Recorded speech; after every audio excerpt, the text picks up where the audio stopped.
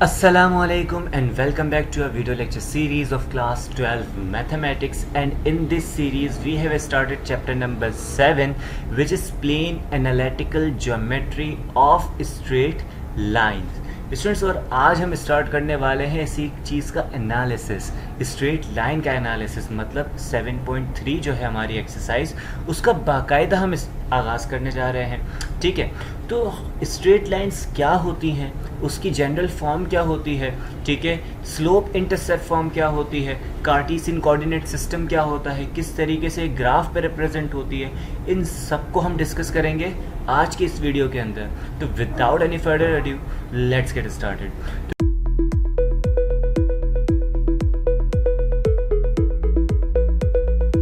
तो स्टूडेंट्स, हमें क्लास 9 और मैट्रिक से याद है कि भाई हमने क्लास 9 मैट्रिक के अंदर एक कॉन्सेप्ट पढ़ा था लीनियर इक्वेशंस का, है ना, लीनियर इक्वेशंस इन 2 वेरिएबल, जिसमें हमारे 2 वेरिएबल्स आते थे x और y। ठीक है, हमें वहाँ पे एक इक्वेशन दे दी जाती थी और हमसे कहा जाता था कि भाई इस इक्वेशन का आपने ग्राफ प्लॉट करना है। ठीक है, तो उस इक्वेशन से पहले तो हम क्या करते थे, हम उससे कुछ ऑर्डर पेयर्स फाइंड आउट करते थे। सही है, ऑर्डर पेयर्स हमारे पास किस तरीके से बनाए जाते हैं भाई, ऑर्डर पेयर्स के अंदर सबसे पहले तो राउंड ब्रैकेट शामिल होता है। उस राउंड ब्रैकेट के अंदर फर्स्ट x की वैल्यू होती है, सेकंड वैल्यू हमारे पास होती है y की। x की वैल्यू को हम एब्सिसा भी कहते हैं, इंडिपेंडेंट वेरिएबल भी कहते हैं, और y की वैल्यू को हम ऑर्डिनेट भी कहते हैं और डिपेंडेंट वेरिएबल भी कहते हैं। सही हो गया। इसी तरह हमारे पास ये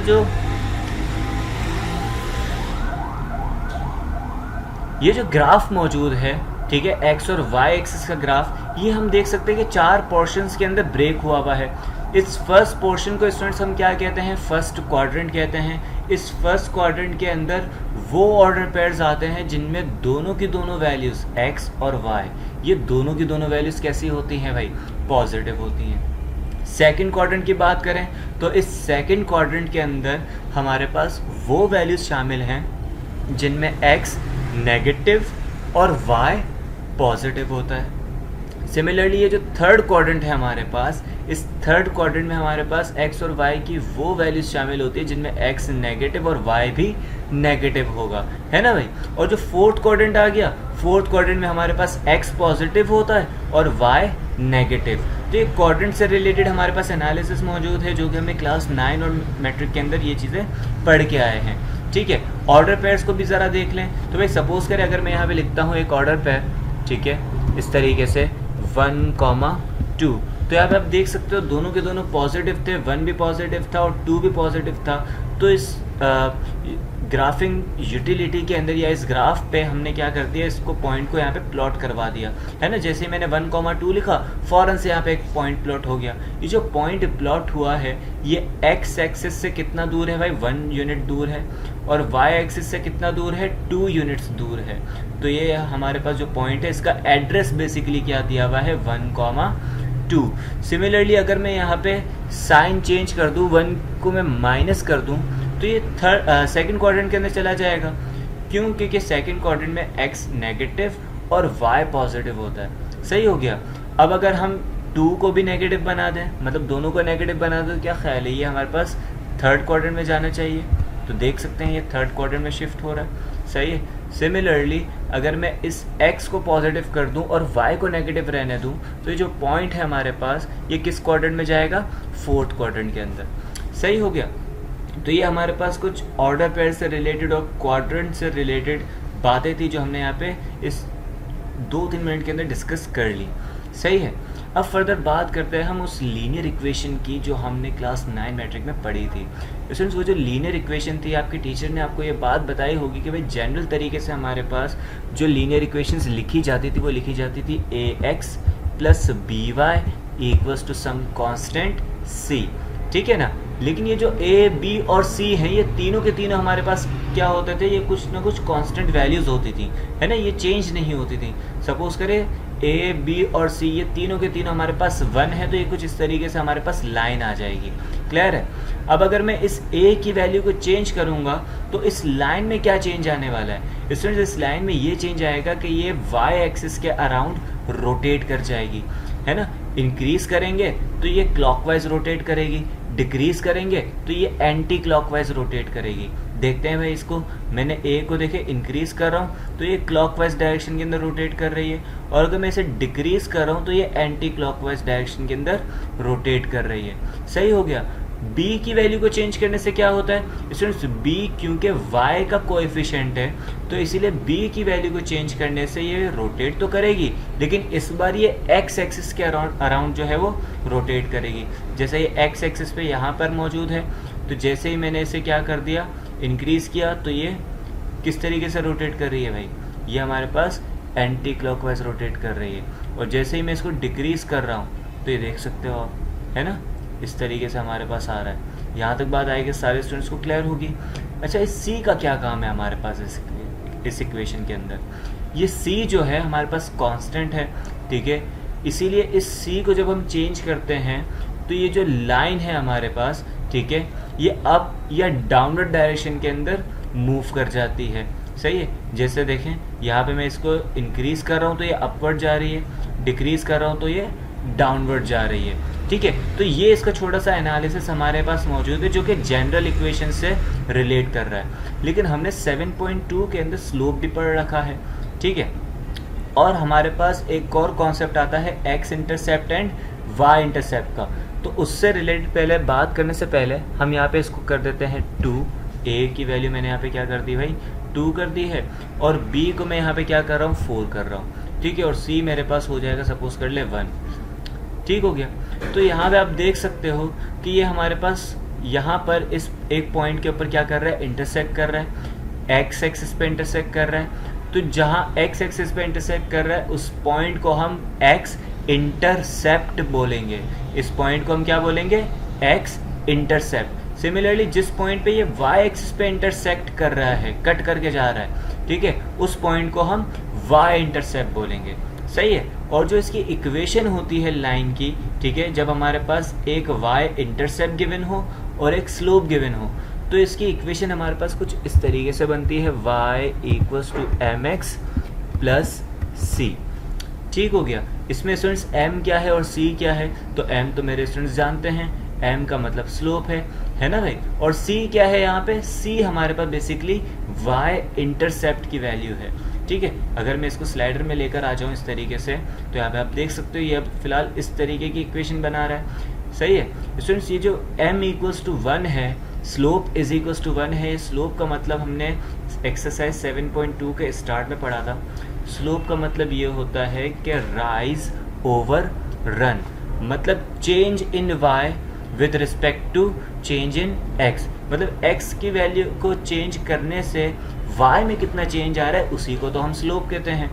तो यहाँ पे हम देख सकते हैं कि जैसे हम इस स्लोप को इंक्रीज कर रहे हैं तो जो चेंज है y का वो भी क्या होगा, पॉजिटिव चेंज होगा, मतलब ये अपवर्ड डायरेक्शन की तरफ जो है वो अपवर्ड डायरेक्शन के अंदर पॉइंट करेगा। सही है, और अगर इसको हम क्या कर दें, चेंज को नेगेटिव कर दें, तो ये डाउनवर्ड डायरेक्शन के अंदर पॉइंट कर रहा है। क्लियर हो गया यहाँ तक। और ये c हमारे पास क्या है, y इंटरसेप्ट है, मतलब ये अगर c की वैल्यू 1 है तो y इंटरसेप्ट हमारे पास बेसिकली क्या हो जाएगा, 1, मतलब on the y axis line, ये जो लाइन है हमारी, है ना, ये जो गिवन लाइन है, ये 1 के ऊपर क्या करेगी, इंटरसेक्ट करके जाएगी।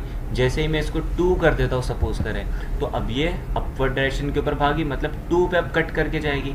अगर मैं 2.5 कर दूँ तो क्या ख्याल है, 2.5 पे कट करेगी, है ना भाई, 2 और 3 के दरमियान बिल्कुल सेंटर के अंदर आ गया ये पॉइंट। क्लियर हो गया यहाँ तक।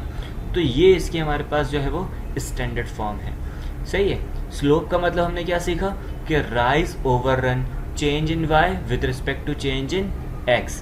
अब मुझे बताया अगर चेंज इन x कुछ हो ही ना, सही है, मतलब आप ये कह सकते हो कि भाई x के अंदर चेंज होने से y को अगर फ़र्क ना पड़े, सही है, मतलब x में कुछ भी रख दूँ लेकिन y के ऊपर फ़र्क नहीं पड़ रहा, तो ऐसे केस में हम स्लोप क्या कहेंगे कि स्लोप क्या है, इसमें स्लोप ऐसे केस के अंदर 0 हो जाएगा।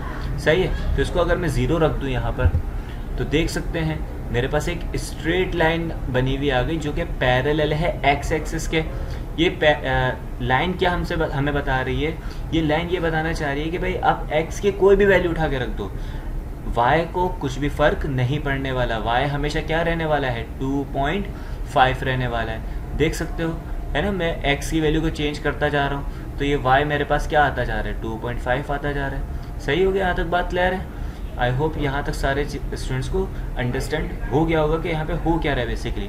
इसी को हम कुछ इस तरीके से लिखते हैं कि y बराबर सम वैल्यू, सपोज कर लें यहाँ पे मैं कह देता हूँ y बराबर 1, तो ये मेरे पास y इंटरसेप्ट जो है वो 1 के बराबर आ जाएगा और ये लाइन इस तरीके से आ जाएगी।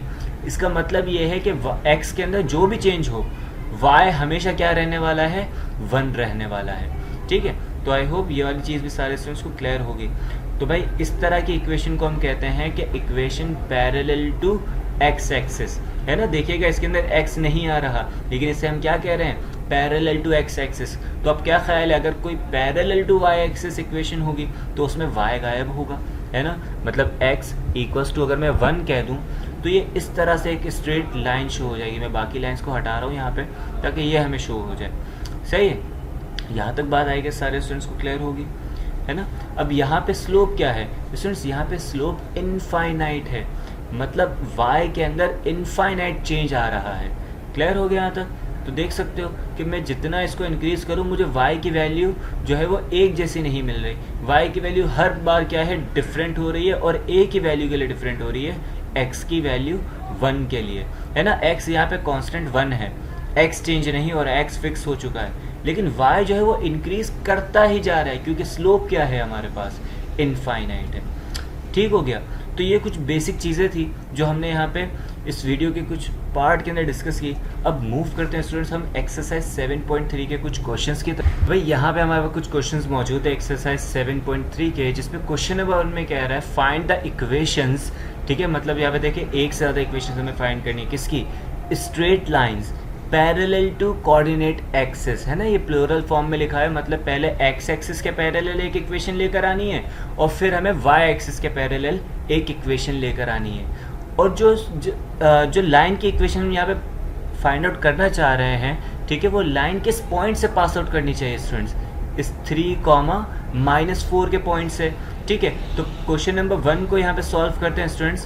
पहले तो एक्स एक्सिस के पैरेलल की बात करते हैं। हमने कहा पैरेलल टू एक्स एक्सिस, सही है।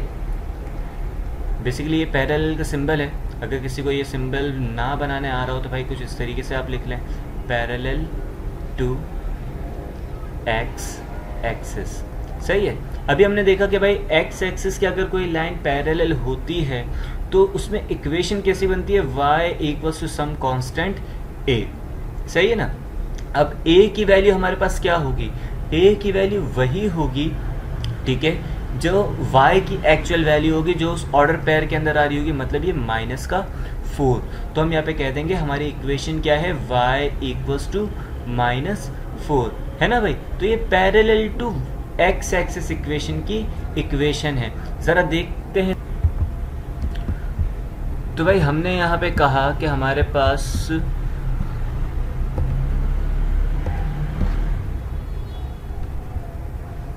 -4 जो है पॉइंट मौजूद है, सही है। कहाँ पे भाई ये पॉइंट आ रहा है, इस पॉइंट को देख लें, ये रहा, है ना। यहाँ पे 4th क्वाड्रेंट के अंदर ये पॉइंट मौजूद है। मैं इसको लेबल कर रहा हूँ ताकि इस तरीके से विजिबल रहे। अब सही हो गया। अब मैं अगर यहाँ पे इक्वेशन लिखता हूँ y इक्वल्स टू -4, तो देख सकते हैं ग्रीन कलर की जो लाइन आ रही है ये इस पॉइंट से पास आउट करते हुए जा रही है, ऐसा ही है ना भाई। अब तो मैं इस लाइन को क्या कहूँगा कि ये लाइन जो है हमारे पास इस पॉइंट से तो पास आउट करके जा रही है, लेकिन ये पैरेलल है टू एक्स एक्सिस। अब इसी तरह अगर हम parallel to Y axis line बनाना चाह रहे हैं, मतलब यहाँ पे लाइन कुछ बनेगी, है ना, इस तरीके से, तो उस लाइन की इक्वेशन क्या होगी, x equals to some value. वो वैल्यू क्या होगी जो उस पॉइंट के अंदर गिवन है, विच इज़ 3। तो ये हमारे पास इक्वेशन आ गई, x इक्वल्स टू 3। तो वहाँ पे जाके लिख। तो स्टूडेंट्स ये हमारे पास पैरेलल टू एक्स एक्सिस था। अगर मैं लिखता हूँ पैरेलल टू वाई एक्सिस,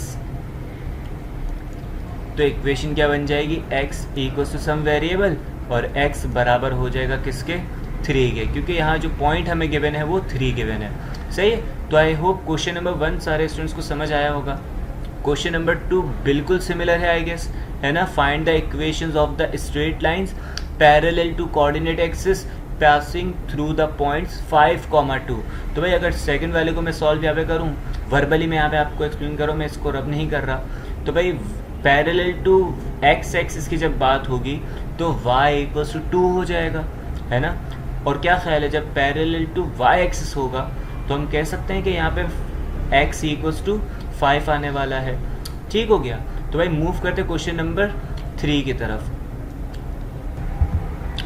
अब क्वेश्चन नंबर 3 में कह रहा है right the equation of the straight lines parallel to x axis which is at a distance of 5 units from above the x axis, है ना भाई। एक पैरेलल टू एक्स एक्सिस हमें इक्वेशन चाहिए, और वो जो इक्वेशन है बेसिकली यहाँ पे एक ही इक्वेशन की बात हो रही है, सही है।